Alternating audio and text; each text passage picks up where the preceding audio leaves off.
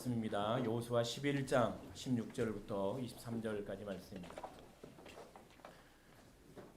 여호수아 11장 16절부터 23절까지 말씀입니다. 우리 한 목소리로 하나님의 말씀을 읽고 들어갑니다. 함께 읽습니다. 시작. 여호수아가 이같이 그 온 땅 곧 산지와 온 네겝과 고센 온 땅과 평지와 아라바와 이스라엘 산지와 평지를 점령하였으니 곧 세일로 올라가는 한락산에서부터 헤르몬 산 아래 레바논 골짜기 바알갓까지라. 그들의 왕들을 모두 잡았으며 여호수아가 그 모든 왕들과 싸운 지가 오랫동안이라. 기브온 주민 히위 족속 외에는 이스라엘 자손과 화친한 성읍이 하나도 없고 이스라엘 자손이 싸워서 다 점령하였으니 그들의 마음이 완악하여 이스라엘 대적하여 싸우러 온 것은 그리하게 하신 것이라. 그들을 진멸하여 바치게 하여 은혜를 입지 못하게 하시고 여호와께서 모세에게 명령하신 대로 그들을 멸하려 하심이었더라. 그때 여호수아가 가서 산지와 헤브론과 드빌과 아낙과 그가 온 산지와 이스라엘의 온 산지에서 아낙 사람들을 멸절하고 그가 또 그들의 성읍들을 진멸하여 바쳤으므로 이스라엘 자손의 땅에는 아낙 사람들이 하나도 남지 아니하였고 가사와 가두와 아손에만 남았더라. 이와 같이 여호수아가 여호와께서 모세에게 말씀하신 대로 그 온 땅을 점령하여 이스라엘 지파의 구분에 따라 기업으로 주매 그 땅의 전쟁이 그쳤더라. 아멘. 네, 오늘은 원하지 않지만 피할 수 없는 것이라는 제목으로 하나님의 말씀을 증거하도록 하겠습니다. 살다 보면 우리는 원하는 것들보다 원하지 않는 일들을 훨씬 더 많이 만나게 됩니다. 그리고 그것들이 우리가 피할 수 있으면 좋을 텐데 대부분 우리가 피할 수 없을 정도로 예기치 않은 때에 또 예기치 않은 상황 가운데 그런 장소에서 또 그런 사람들을 통해 또 그런 시간들을 통해 일어나게 되는 것이죠.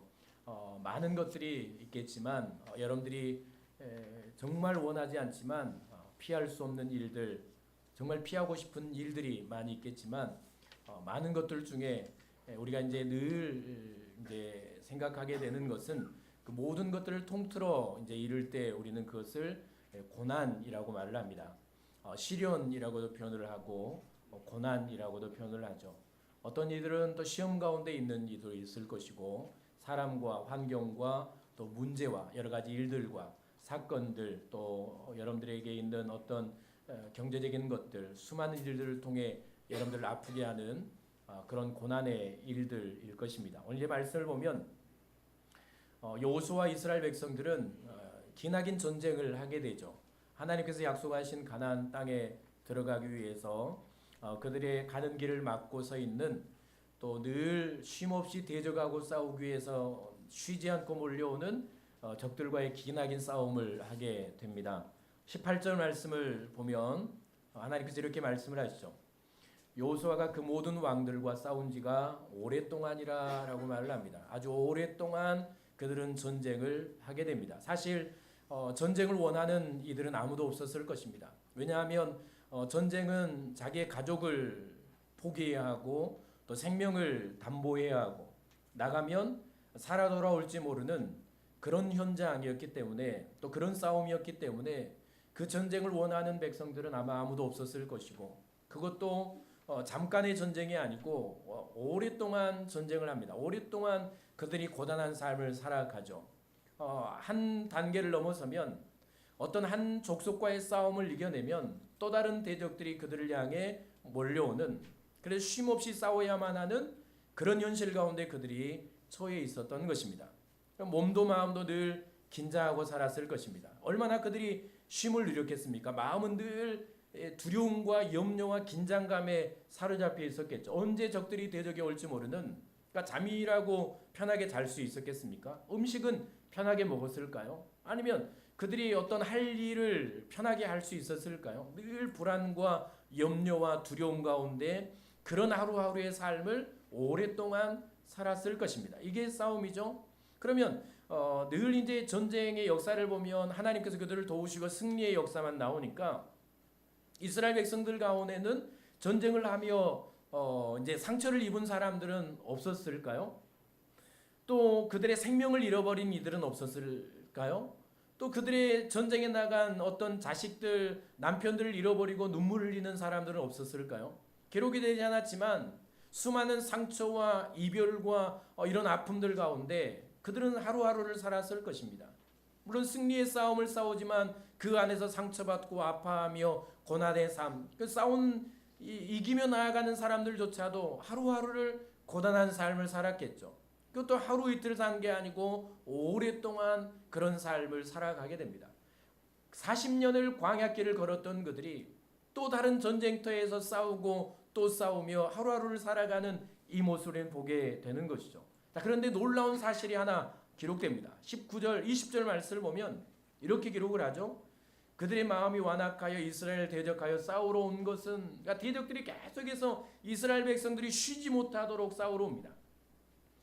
조금의 여유를 누리지 못하도록, 잠깐의 평안을 누리지 못하도록 끊임없이 대적하며 싸우러 나오는데, 그것은 여호와께서 그렇게 하신 것이라, 여호와께서 그리하게 하신 것이라, 하나님이 그렇게 하셨다는 겁니다. 하나님이 대적들을 계속해서 나오도록, 전쟁을 하도록 그렇게 하셨다는 것이죠. 그들을 진면하여 바치게 하여 은혜를 입지 못하게 하시고 여호와께서 모세에게 명령하신 대로 그들을 멸하려 하심이었더라라고 말씀을 하고 계시죠. 그러니까 이 일을 그렇게 하신 분, 그들에게 늘 이 전쟁의 이 현장과 싸움과 고단한 삶을 살아가도록 만드신 분, 그들의 마음을 완악하게 하시고 대적하고 싸우도록 보내신 분, 그분이 바로 하나님이시라고 말씀을 하고 계신 것이죠. 그러니까 여호수아와 이스라엘 백성들이 하루도 편할 날이 없이 아주 오랫동안 적들과의 생사를 건 싸움을 하며 긴장의 날들을 보낸 것은 하나님께서 그들을 그렇게 인도하셨기 때문입니다. 19절 말씀을 보면 기브온 주민 히위 족속 외에는 이스라엘 자손과 화친한 성읍이 하나도 없고 이스라엘 자손이 싸워서 다 점령하였다라고 말씀을 하고 있죠. 오랫동안 그들은 싸웁니다. 전쟁을 하며 싸우며 나아가죠. 자, 그러면 우리는 이 역사를 통해 무엇을 깨닫게 되는가?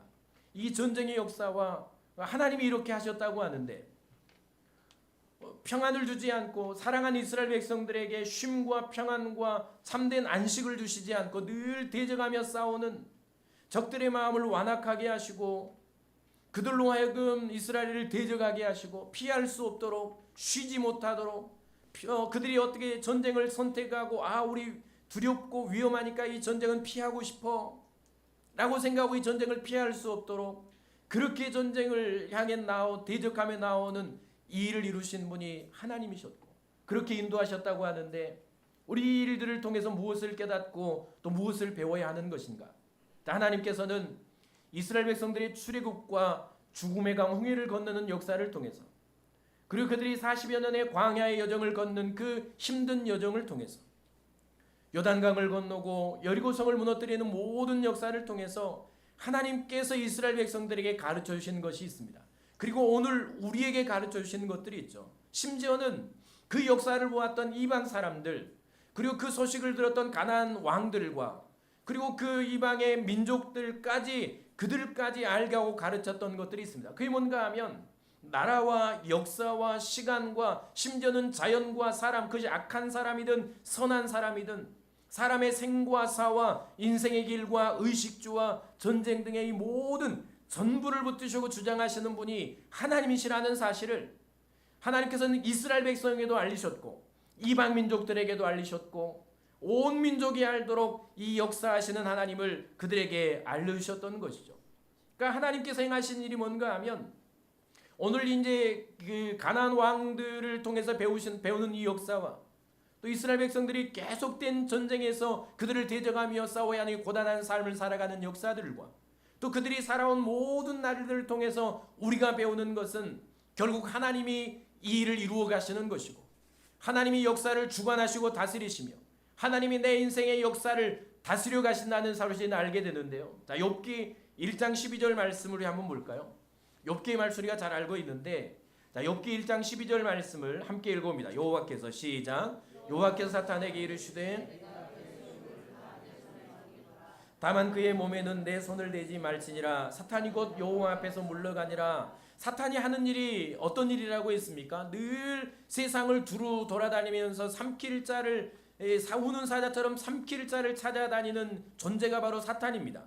그 사탄이라는 존재가 여호와 앞에 섰죠. 천사들과 함께 여호와 앞에 서서 함께 대화를 합니다. 그때 하나님께서 이 사탄에게 욥에 관한 이야기를 먼저 꺼내. 야, 네가 저 세상을 돌아다니면서 나를 온전히 섬기는, 나를 경외하는 신실한 사람 욥이라는 사람을 보았느냐라고 묻습니다. 그때 사탄이 하죠. 내가 그 욥을 보았는데 그가 하나님을 경외하는 이유는 하나님이 그에게 자식도 주셨고 그에게 재물도 주셨고 하나님께서 그에게 모든 것을 다 주셨기 때문에 그의 삶이 형통하기 때문에 욥이 하나님을 경외하는 것입니다. 만약 이것들을 하나님이 빼앗아 가시면, 그것들을 하나님께서 다시 빼앗아 가시면 욥은 하나님을 버리고 떠나가게 될 것입니다 라고 하나님께 말을 하죠. 그때 하나님께서 하시는 말씀이 그럽니다. 그러면 네가 가서 그렇게 해봐라 하는 말씀이 오늘 말씀이죠. 여호와께서 사탄에게 이르시되 내가 그의 소유물을 다 내 손에 맡기노라. 다만 그의 몸에는 손을 대지 말라 말지니라 라고 말씀을 하시죠. 사탄이 그 즉시 가서 한 일이 뭔가 하면 하루아침에 욥이 당한 일은 하루아침에 전 재산을 잃어버리죠. 하루아침에 전 재산을 잃어버립니다. 그것도 모자라서 한날에 자식들을 다 잃어버리잖아요. 이런 일을 당합니다. 그런데 그때 욥이 했던 일이 뭔가 하면 하나님을 찾아갑니다. 그리고 하나님 앞에 기도하죠. 하나님을 경외하는 자를 포기하지 않습니다. 다시 이제 사탄이 하나님께로 올라가죠. 하나님과 대화를 합니다. 봐라, 내가 저 욥에게 주었던 것들을 다 빼앗아도 욥은 나를 배신하지 않고 욥은 나는 떠나지 않으며 여전히 나를 욥은 경외하지 않느냐라고 말을 합니다. 그러니까 욥이 사탄이 하나님에게 또 하는 도전하는 말이 뭔가 하면, 자 그러면 만약 하나님이 욥에게서 건강을 빼앗아 가시면 저 물건들은 혹시 그런다고 칠지라도 하나님께서 이 건강, 몸을 만지시면, 건강을 치시면 반드시 욥은 하나님을 배신하고 떠날 겁니다. 그리고 다시 그 일을 갖고 사탄이 욥에게 가죠. 그러면서 그의 몸을 칩니다. 욕창에 걸려 살이 썩어갑니다. 죽어가는 것이죠. 항아리 깨진 것으로 몸을 긁으면서 그가 하루하루를 지냅니다. 그리고 그에게 일어난 일이 뭔가 하면 이제 그 옆에 그를 지켜보고 있던 그의 아내가 이래도 네가 하나님을 섬기고 하나님을 경외하느냐라고 비난하며 그렇게 욕하면서 차라리 하나님을 저주하고 죽어버려라고 하면서 그의 아내가 욥의 곁을 떠나버리죠. 이제 홀로 남은 것입니다. 건강은 떠나가고 건강은 잃어버리고 홀로 남은 존재가 되시죠. 그리고 그 친구들, 그 소식을 들었던 3명의 친구들이 그에게 찾아와서 하는 말이 그를 위로하거나 그를 치유하거나 그를 어루만지거나 그와 함께하며 그의 몸을 씻어주거나 이런 일들이 아니고 말로 그들을 얼마나 아프게 합니까? 야, 너 죄를 회개해야 돼. 너 죄 때문에 그래. 네가 죄 안 지었으면 네가 이룰 수 있어. 네가 죄 안 지었으면 하나님이 너에게 이렇게 하시겠어? 하나님은 죄 지으면 벌을 주시는 분이야. 그러니까 너는 죄를 회개해야 돼 라고 얼마나 욥의 마음을 아프게 했습니까? 이런 고난을 당했던 사람이 바로 욥입니다. 욥이 피하고 싶지 않았을까요? 욥이 고난의 일들을 여러분 그 스스로 당하고 싶었을까요? 자식들을 잃어버리기를 원했겠습니까? 그가 전 재산을 잃어버리기를 원했겠습니까? 그가 자신의 몸에 병이 들기를 원했겠습니까? 할 수만 있었다면 피할 수, 만약 그가 장래일을 알 수 있었고 그리고 자신에게 질병이 올 것이라는 걸 알 수 있었고 어느 날 아침에 바람이 불어서 자신의 온 재산을 불어가게 될 것이라는 알 수 있었다면 피할 수 있었겠죠. 그러나 그 일은 피할 수 없게 옵니다. 알 수 없도록 오죠. 대비할 수 없도록 오는 것입니다. 그런 고난을 당한 사람이 바로 욥이죠. 그러나 욥은 그때도 하나님을 경외합니다. 그러면서 마지막 욥이 고백했던 말은 하나님, 내가 귀로 만들었던 하나님을 이제 내가 내 눈으로 하나님을 볼 수 있게 되었습니다라고 고백하며 하나님께 나아가죠. 이게 욥의 모습입니다. 그런 중요한 게 뭔가 하면 이 일을 허락하신 분이 하나님이라는 겁니다. 그러니까 사탄이라는 존재가 자기 마음대로 움직일 수 있는 존재인가? 아니라는 겁니다. 하나님의 허락하심이 없으면 이 약한 영도 자기 마음대로 인생을 어떻게 할 수 없는 존재라는 겁니다.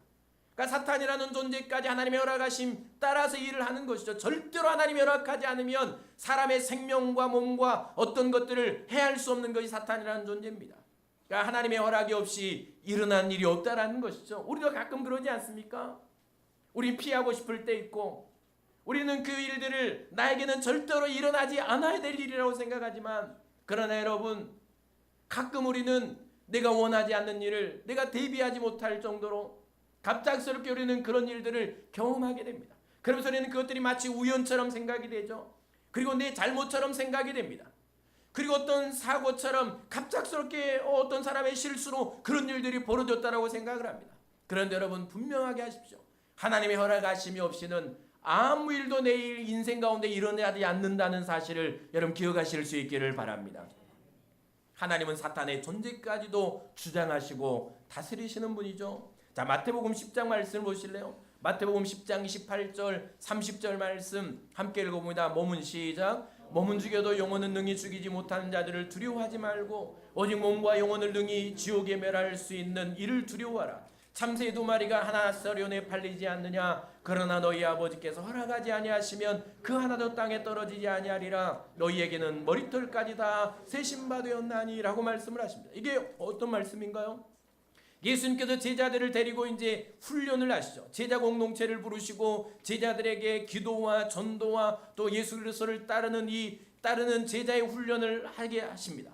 그러면서 어느 날 예수님께서 제자들을 이제 따로 이제 짝을 지어서 마을들로 전도를 하게 보내시죠. 그러면서 예수님께서 그들에게 하시는 말씀이 뭔가 하면, 얘들아, 너희들이 전도하러 가면 너희들이 마을들로 가서 하나님을 모르는 그 예수 그리스도를 나를 모르는 이들에게 복음을 전하러 가면 그들이 너희 몸을 가두기도 할 것이고 너를 잡아서 매를 때리고 악한 힘들에게 끌고 갈 것이라고 말씀을 합니다. 이런 일들이 있을 것이라는 겁니다. 언제 너희들이 복음을 전하다가 맞고 감옥에 갇히며 끌려가는 이 일이 일어날지 모른다 라고 말씀하시면서, 그러니까 이 두려움 가운데 있는 염려 가운데 있는 이들에게 이제 하시는 말씀이, 그런데 얘들아, 참새 2마리가 팔리는 것도 그리고 그 참새들이 땅에 떨어져 죽는 것도 하나님이 허락하시지 않으면 절대로 일어나지 않을 것이다. 하나님이 허락하셔야 그것들이 팔리고 땅에 떨어져 죽는 것도 하나님이 허락하심 가운데 일어나는 일들이다. 그러면서 하시는 말씀이, 얘들아, 너희들은 머리털까지도 내 하나님 아버지께서 너희의 머리털까지도 다 세신받은 자들이니 너희는 염려하지 말아라. 하나님이 너희를 붙드실 것이다.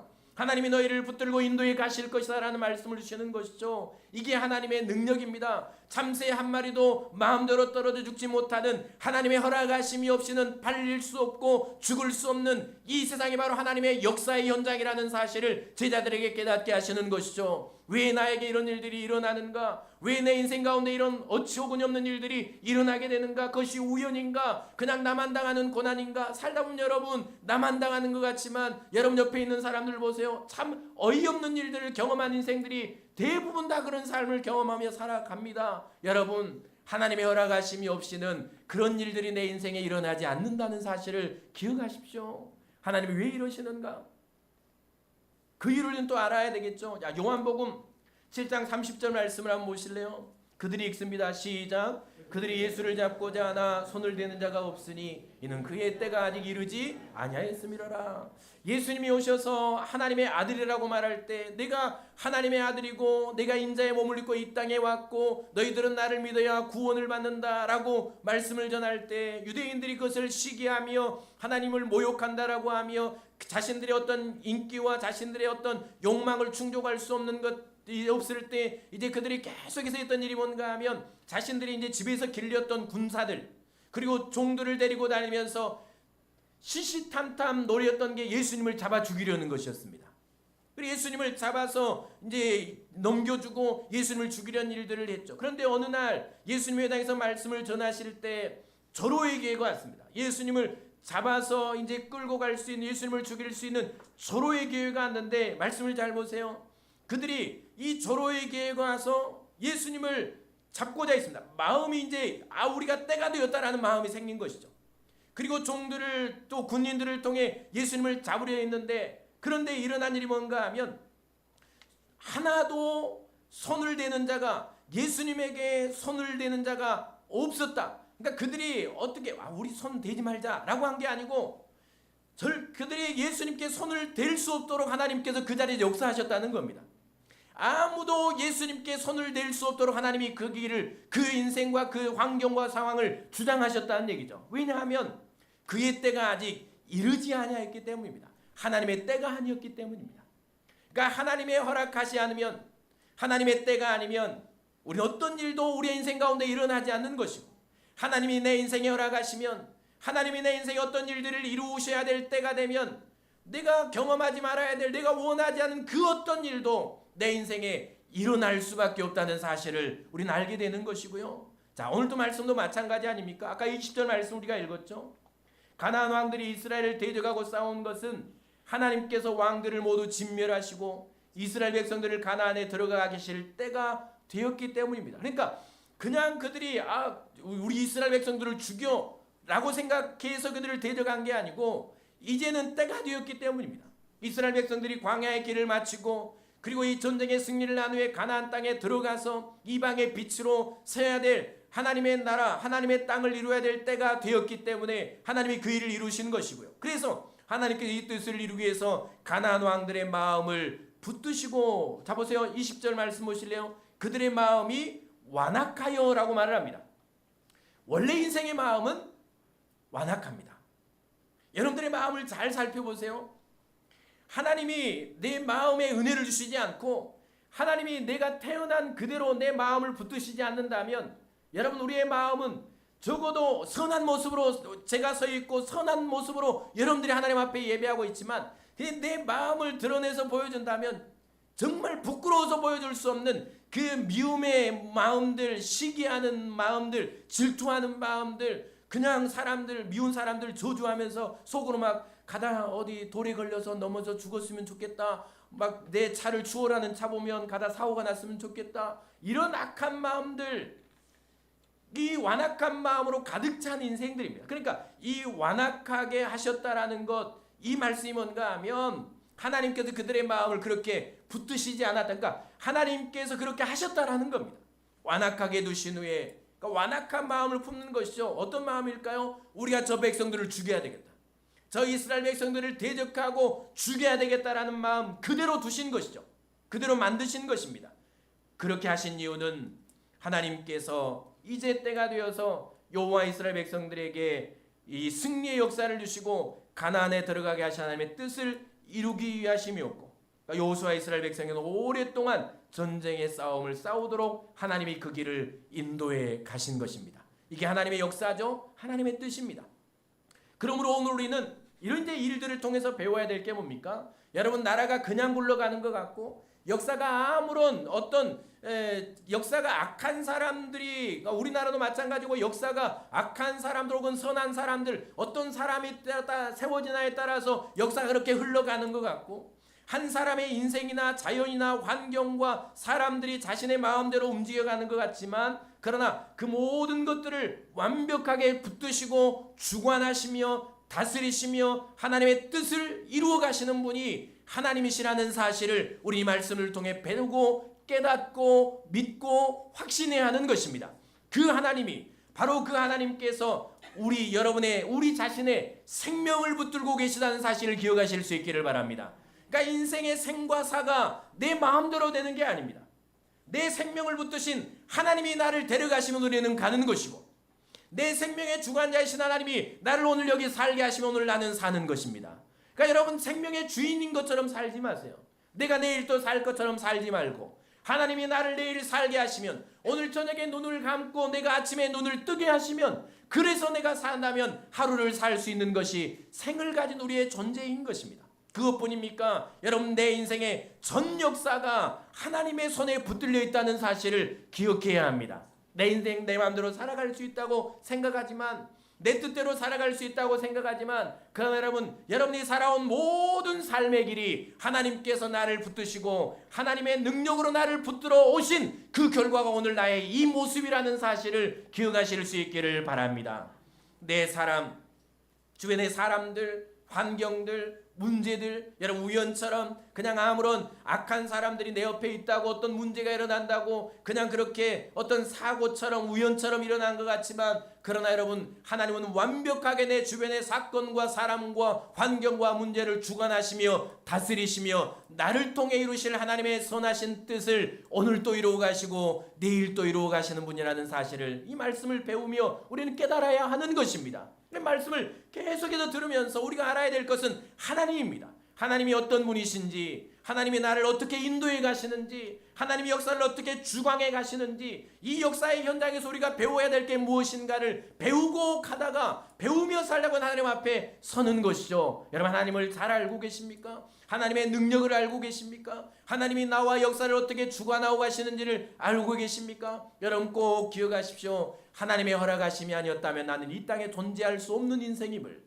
하나님께서 허락하지 않았다면 오늘 내가 여기 있을 수 없다는 사실을, 하나님이 허락하지 않으면 내 인생에 어떤 내 상처 하나도 하나님의 허락하지 아니면 내 인생이 일어날 수 없다는 사실을, 그러니까 내 인생 전부가 하나님의 역사고 내 삶 전체가 하나님의 붙드심이고 나를 포함해서 내 주변에 일어난 모든 일들, 그 수많은 일들이 하나님의 붙드심과 역사와 허락하심과 인도하심 가운데 일어나고 있다는 사실을 분명하게 깨닫고 믿으실 수 있기를 바랍니다. 왜냐하면 그래야 우리는 원하지 않지만 피하고 싶은, 적어도 죽도록 피하고 싶은 일들이 내 인생 앞에 펼쳐질 때 우리는 그 하나님의 선하신 손길을 믿고 이겨나갈 수가 있는 것입니다. 나에게도, 고난을 당하는 이에게도 분명히 하나님의 뜻이 있어서 하나님의 허락하심 가운데 하나님께서 허락하시는 일들임을 믿을 때에 우리는 그 시간, 그 하루, 그 날들을 인내하며 견뎌갈 수 있는 것입니다. 자, 또 하나의 말씀을 볼까요?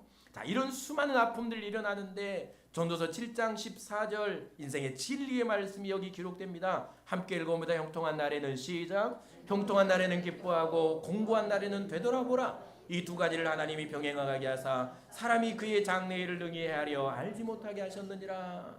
자, 정말 아픈 게 뭡니까? 형통한 날에는 기뻐하라. 그러니까 여러분들이 즐겁고 행복하고 어떤 일들이 만족할 때는 여러분 하나님의 은혜로 알고 기뻐하시고요. 곤고한 날에는 되돌아보라. 과거를 돌아보라는 것입니다. 하나님 앞에 나의 신앙을 돌아보고 하나님의 행하신 일들을 돌아보고 내 삶의 신앙의 역사를 돌아보고 내가 하나님의 은혜 아래 들어가라는 하나님의 말씀이죠. 그런데 중요한 사실은 하나님이 두 가지를 하나님이 병행하게 하사, 여러분 기쁜 일만 경험하며 살아가는 사람이 있습니까? 여러분의 인생에 평생 즐거운 일만 있을 거라고 생각하십니까? 그건 오만이고 착각입니다.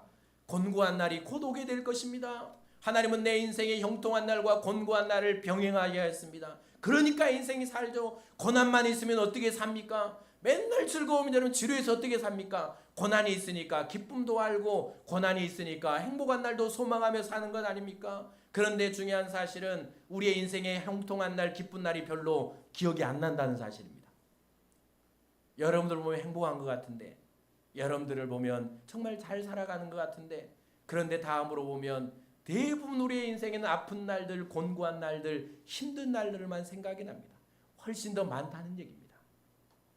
가끔 단비처럼 하나님은 내 인생에 기쁨을 주고 만족을 주고 그 고난을 이겨나갈 그 행복감을 주지만, 그러나 대부분 우리의 인생의 여정은 고난이었고 고단함이었고 피땀 흘려 살아가는 삶이었습니다.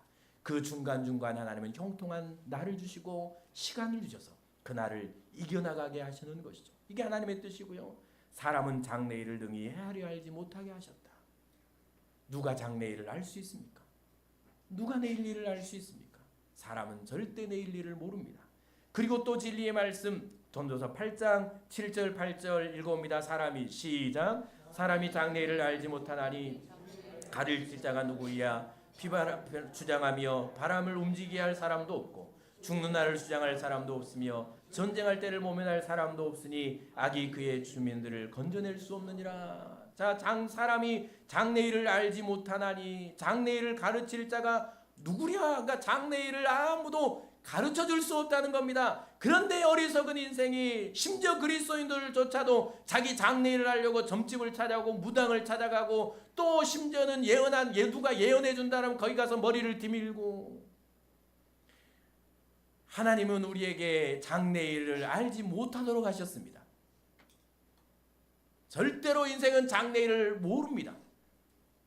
귀신의 역사, 사탄의 역사, 인생을 유혹하고 무너뜨리는 인생의 역사들, 그 역사들에 빠져서 장래일을 알아보려고 그렇게 발버둥을 치고 뭔가 큰 일을 하려면 어디 가서 머리를 띄고 그렇게 잘 배우고 그렇게 과학적이고 그렇게 의술이 뛰어난 인생들이 어디 점집에 가서 무당에 가서 머리를 뒤밀고 장례를 내밀고 내가 큰 인물이 되겠는가 못 되겠는가, 이게 할 일입니까?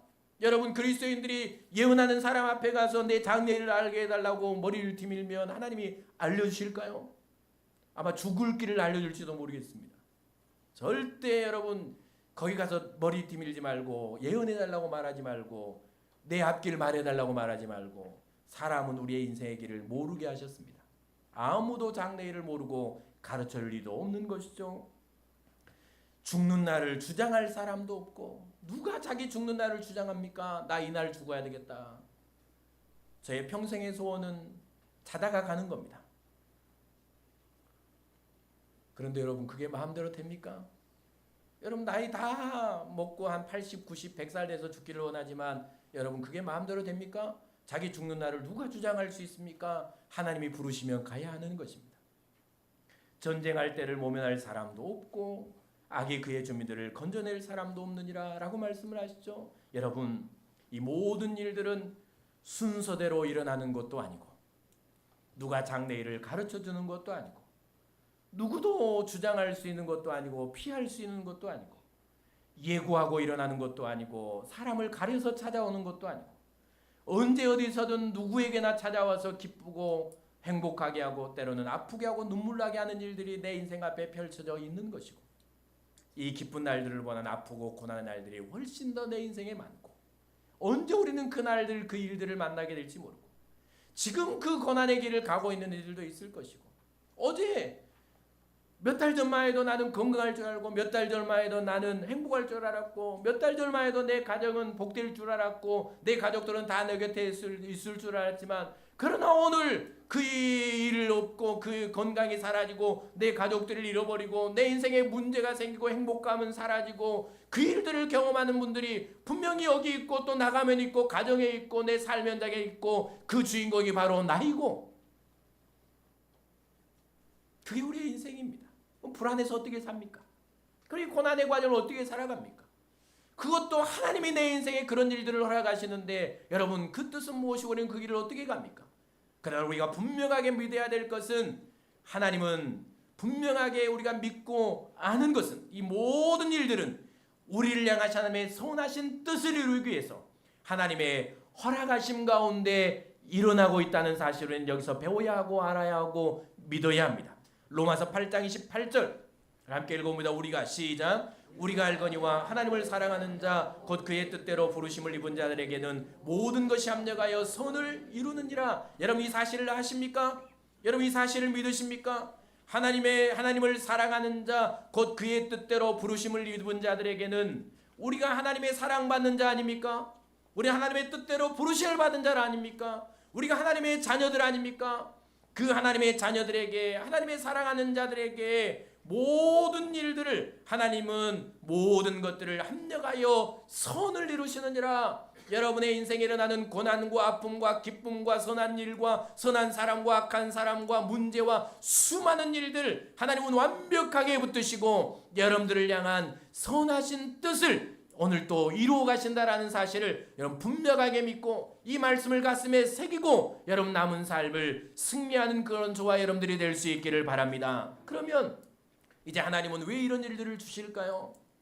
왜 이 고난이라는 것을 통해서, 고통이라는 것을 통해서, 내가 적어도 정말 피하고 싶은 일들을 내가 만나게 하시는 이 일들을 통해서, 하나님이 나를 사랑하신다고 하는데, 하나님이 내 인생에 선한 일을 이룬다고 하시는데, 이게 과연 선한 일인가?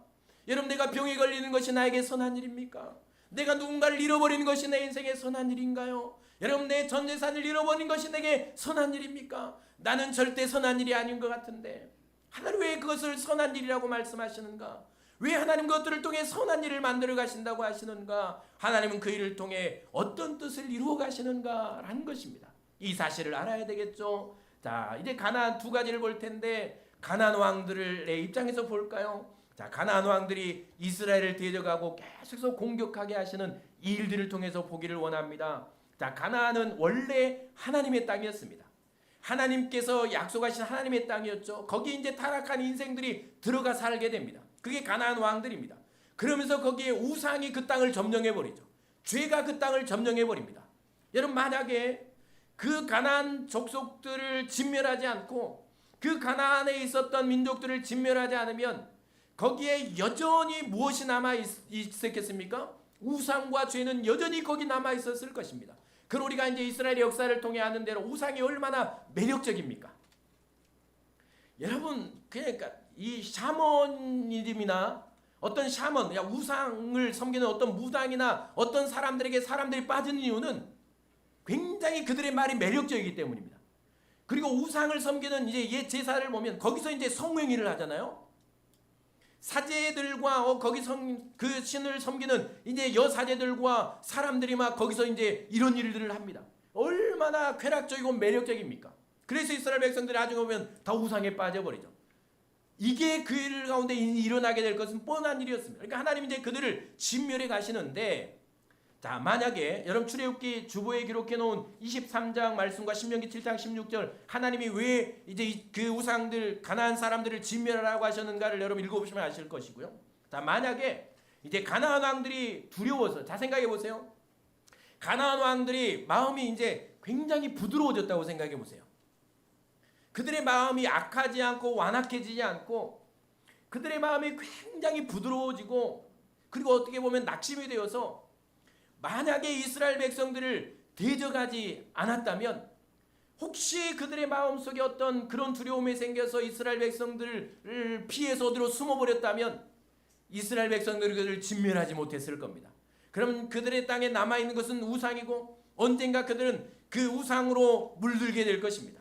이게 하나님의 역사죠. 자, 보세요. 또 하나, 만약 기브온 사람들처럼 그들이 우리 당신들의 항복할게, 그들을 막 속이고 가나안 족속이 아닌 것처럼 뭘 속은 것처럼 속이고 또 그들을 속여서 우리 화친조약을 맺자라고 그들을 속여버렸다면, 그리고 화친조약을 맺었다면 그들은 그들을 진멸할 수 없었을 것입니다. 그래서 보세요.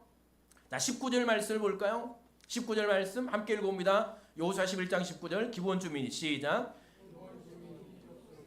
이스라엘 자손과 화친한 성읍이 하나도 없고 이스라엘 자손이 싸워서 다 점령했다. 그러니까 화친한 사람들이, 족속들이 기브온 외에는 한 족속도 없었다. 하나님이 그렇게 만드신 것이죠. 하나님이 그들을 완악한 대로 두시고 가나안 왕들을 악한 마음으로 만드시고 그들을 그렇게 해서 하신 일이 뭡니까? 이스라엘 백성들을 계속해서 대적하게 하신 겁니다. 그러니까 그들이 숨지 못하고 그들이 화친하지 못하고 그들이 두려워서 도망가지 못하도록 강한 마음과 악한 마음과 완악한 마음, 이스라엘 저 악한 인생들을 우리가 죽여야 되겠다. 이 땅을 쳐들어온 이스라엘 백성을 우리가 죽여야 되겠다. 우리가 방어하고 그들을 대적해야 되겠다는 마음을 계속해서 부어주심으로 그들이 피하지 않고 계속해서 대적하게 하시죠. 그리고 싸움을 통해 그들을 진멸하게 하시는 이 하나님의 역사의 현장을 우리는 오늘 보고 있는 것이고요. 그러니까 가나안 왕들이 계속된 공격은 이스라엘 백성들을 지치고 고단하게 했을까? 그러지 않았겠습니까? 싸우면 또 오고 싸우면 또 오고, 이 민족 이기고 나면 또 다른 민족이 오고, 이 싸움을 지나고 면 또 싸움이 오고, 얼마나 피곤하고 지치고 고단하고 그러지 않았겠습니까? 이 계속된 싸움, 그들을 고단하게 했지만, 아프게 했지만, 힘들게 했지만 하나님께서 하신 일이 뭔가 하면 그 고단함과 그 인생의 싸움과 그 처절한 이 고단한 삶을 통해서 하나님이 하시는 일은 그들에게 있는, 그들을 멸망으로 인도할 우상과 죄가 들어올 틈을 끊어내시고 계신다는 사실을 이 말씀을 통해 깨닫게 되는 것입니다. 이게 하나님의 역사죠. 그들이 대적하지 않았다면 결코 그 우상은 거기서 끊어지지 않았을 겁니다. 절대로 죄는 거기서 끊어지지 않았을 겁니다. 하나님은 우상과 죄가 그들을 틈타지 못하도록, 절대로 그들에게 들어오지 못하도록 완전하게 끊으시는데, 그 끊는 과정이 힘든 겁니다. 아픔이죠. 고통 아니겠습니까?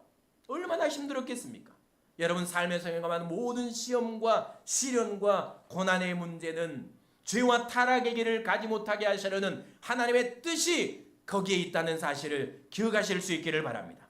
우리의 신앙을 무너뜨리려는 우상과 죄와 유혹을 끊어내시고 우리의 생각과 마음을 빼앗아서 만족과 의지와 소망 삼으려는 것들을 끊어내신 하나님. 자, 이스라엘 백성들을 볼까요? 그들이 얼마나 이제 나중에 보면 이 가나안 땅에 들어가서 다른 민족들이 침비올 때, 바벨론과 아수르라는 민족이 침비올 때 그들이 하나님을 의지하는 대신에 애굽이라는 나라, 힘 있는 나라를 얼마나 의지했는 줄 아십니까? 그리고 그들이 원했던 것은 하나님이 아니고 이방 민족들이 섬겼던 우리에게도 왕을 달라고 요구합니다. 우리가 왕을 섬기고 왕을 의지하며 살겠다는 겁니다.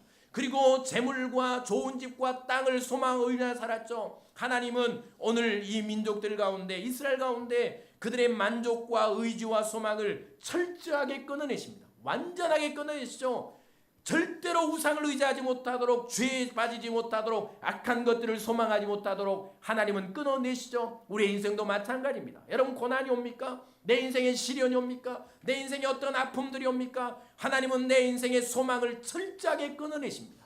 내가 의지하려는 것들을 완전하게 끊어내시죠. 인생을 살면서 여러분, 내가 바라보는 것들, 소망하는 것들, 의지하는 것들 얼마나 많습니까? 하루는 돈이 됐다가, 하루는 사람이 됐다가, 하루는 내 자식들이 됐다가, 하루는 내 직업이 됐다가, 하루는 어떤 권력이 됐다가. 여러분, 하나님 그리스도인들을 절대 그대로 두시지 않죠. 하나님은 내 살과 같은 생명과 같은 그것들을 내 삶 가운데 철저하게 끊어내시는데 그게 고통스러운 겁니다. 그게 아픈 겁니다. 완전히 끊어내시죠. 그러므로 내 인생에 찾아오는 이 모든 아픔과 시련들, 죄를 끊어내시고 우상을 끊어내시고 내 인생의 다른 의지를 끊어내시고 소망을 끊어내시고 하나님 앞에 나를 세우시려는 거룩한 존재로 하나님 앞에 하나님의 백성으로 온전히 나를 받으시고 세우시려는, 나를 만들어 가시고 다듬어 가시는 하나님의 뜻을 이루시는 과정이라는 사실을 여러분 기억하실 수 있기를 바랍니다. 그리고 이스라엘 입장에서 이제 볼까요? 자, 전쟁은 누구에게나 피하고 싶은 겁니다. 그러지 않겠습니까? 이스라엘 백성들이 전쟁하고 싶었을까요? 여러분, 그 가족들 생각해 보세요. 그 남편들, 20세 이상 된 다 큰 자녀들을, 그 아들들을, 여러분 다 키워놓은 아들들을 전쟁터에 보내고 싶겠습니까? 그리고 전쟁터에 내보내고 싶었겠습니까?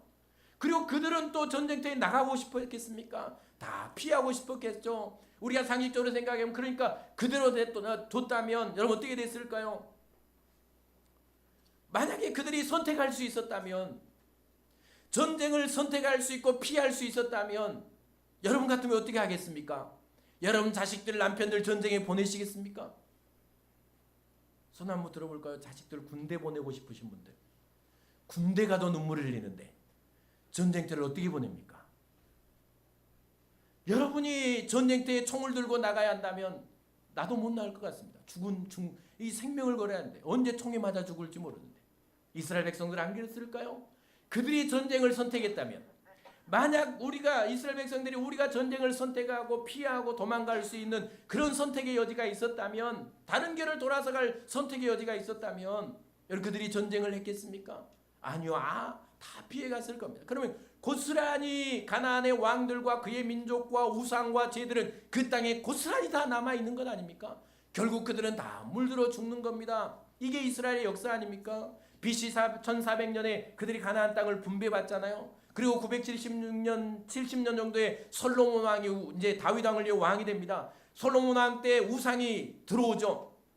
물론 그 이전에 우상이 있었지만 솔로몬 왕 때 우상이 들어옵니다. 선명의 후궁들을 얻었으니 이방 나라에서 들어오는 여인들마다 우상을 갖고 들어오잖아요. 우상이 나라의 판을 치게 됩니다. 그리고 수세월이 질러 874년에 아왕 즉위 때 우상이 판을 치게 되죠. 그때 이세벨이 두로와 시도에서 바알과 아세라 선지자 그 우상을 갖고 오잖아요. 그 우상을 섬기던 자가 무려 누구죠? 선지자 엘리야가 죽였던 숫자가 850명이나 되잖아요. 그러면 그 숫자만 있었겠습니까? 아마 우상을 섬기는 선자가 이스라엘을 뒤덮고 있었을 겁니다. 그 정도로 우상이 이스라엘을 점령해버리죠. 결국 이스라엘은 BC 721년에 아수르에서 멸망당하는 징계를 받습니다. 하나님 그 일을 통해 그들을 깨끗게 하시죠. 안 되니까 하나님이 징계하심으로 그들을 깨끗게 하시잖아요. 사랑하는 여러분, 그래서 하나님께서 하신 일이 뭡니까? 여호수아와 이스라엘 백성이 스스로 전쟁에 대한 어떤 결정도 내리지 못하게 합니다. 어떤 선택도 하지 못하게 하죠. 피하지도 못하게 합니다.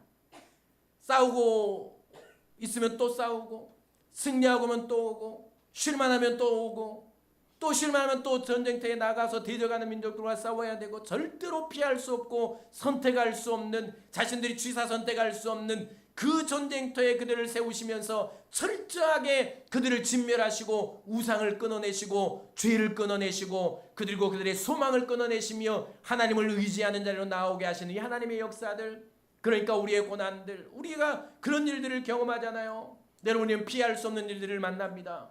여러분, 내가 선택할 수 있다면 고난 누가 선택하겠습니까? 내가 결정할 수 있다면 나에게 어떤 고난이 올 것을 다 피하고 말겠죠. 한 사람도 하나님을 온전히 섬길 사람이 없을 겁니다. 평안할 때 사람들은 다 하나님을 떠나가죠. 영생을 포기합니다. 하나님의 나라를 소망하지 못하죠. 그러니까 하나님은 나에게 선택의 여지를 주지 않습니다. 고난은 선택할 수가 없습니다. 고난은 피할 수도 없습니다. 고난은 대비할 수도 없습니다. 혹시 고난 피할 수 있는 분, 여러분 취사 선택에서 이런 고난은 받고 저런 고난은 안 받을 수 있는 분, 나는 죽는 건 좀 무서워, 다른 고난을 선택하고 싶어, 그래서 다른 고난 받으신 분, 나 암에 걸리는 건 싫어, 그러니까 약간 어디 관절염만 앓고 싶어, 이렇게 선택하시는 분, 누가 그럴 수 있습니까? 고난과 시련은 아무도 피할 수 없고 선택할 수 없습니다. 하나님이 주시면 고스란히 당해야 합니다.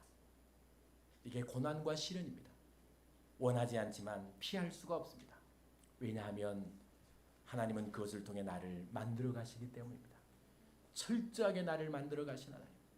내가 물건 하나를 만들어도, 우리가 그릇 하나를 만들어도 자르고 떼어내고 하잖아요. 내가 맞는 그릇, 내 뜻에 맞는 그릇, 내가 쓸 것을 만들기 위해서, 내가 쓸 물건을 만들기 위해서 가지도 쳐내고, 그리고 돌도 제거하고, 또 튀어나온 분을 갉아내면서 그렇게 만들지 않습니까? 하나님은 우리를 사랑하셔서 하나님의 흠없는 자녀로 하나님 앞에 세우시고 영생복락의 삶을 주시고 거룩하고 흠이 없게 하시려고 정금과 같은 신앙으로 나를 만드시려고, 하나님이 하나님 앞에 나를 세우시려고 나를 만들어 가실 때 내 살이 잘려져 나가는, 그러니까 내가 그렇게 의지하고 생명과 같았던, 내가 하나님을 버릴 수밖에 없는, 하나님을 의지하지 않고 이 땅을 바라보며 소망을 두고 하나님 나라를 소망할 수 없는 그것들을 끊어내야 우리가 정금처럼 세워지지 않겠습니까? 내 안에 있는 죄를 끊어내야, 내 죄를 차단해내야 하나님은 나를 완전히 하나님의 나라에 이끌어 가시지 않겠습니까? 그러니 내 어떤 소망이 끊어지는 순간에, 내 어떤 살이 잘려나가는 그 고난의 순간에 하나님이 나를 만들어 가시는 그 순간순간이 여러분 아프지 않겠습니까? 얼마나 아프겠습니까? 하나님이 나를 만들어 가시는 그 과정이 나는 원하지 않고, 나는 그 경험하고 싶지 않지만 하나님이 적어도 오늘 나를 만들어 가시고 내일 또 나를 만들어 가시고 나를 천국 하나님의 자녀로 만들어 가시는 그 과정이 얼마나 아프고 내 살이 잘려나간 아픔처럼 느껴지고, 그것이 피하고 싶고 그 아픈 고난의 과정들 얼마나 여러분 아프겠습니까? 이게 우리가 가는 인생의 과정이고 신앙의 길입니다. 하나님이 나를 사랑하셔서 하나님 품에 나를 안으시기 위해, 나에게 영원한 생명을 주시기 위해, 하나님과 화목하며 영원히 복된 삶을 살도록 하시기 위해 이 땅에 나를 두시고 나를 만들어 가시는 과정이 그래서 아픈 겁니다. 그래서 아픈 겁니다. 왜 아프냐고, 왜 고난이 있냐고, 왜 이렇게 힘드냐고, 하나님을 믿는데 왜 이렇게 내 인생에 어려운 일들이 있냐고. 여러분, 하나님을 믿으니까 아픈 겁니다. 천국을 소망하니까 여기서 아픈 겁니다. 여러분, 하나님이 없이 세상에 빠져 살아가는 사람들 아프지 않죠? 여러분, 만약 내가 아프지 않다면 그게 문제입니다. 하나님이 나를 만들어 가시는데 당연히 아픈데 내가 아무 아픔도 없다면, 아무런 어떤 상처도 없고 아프지도 않다면 하나님의 말씀대로 그건 아마 사생자일 겁니다. 이 하나님의 사랑을 안다면, 이 하나님의 뜻을 안다면 여러분, 내 인생에 어떤 일들이 어떤 고난들이 올지라도 거기서 나를 사랑하시고 나를 만들어 가시고 나를 다듬어 가시는 그 하나님의 선하신 손길을 느끼시고 그 선하신 손길 가운데 어떤 고난과 시련과 위기도 인내하며 선하신 하나님의 손길을 믿음으로 잘 견뎌나가는, 그리고 하나님 앞에 서는 그런 저와 여러분들이 꼭 될 수 있기를 바랍니다. 기도하겠습니다. 할렐루야. 하나님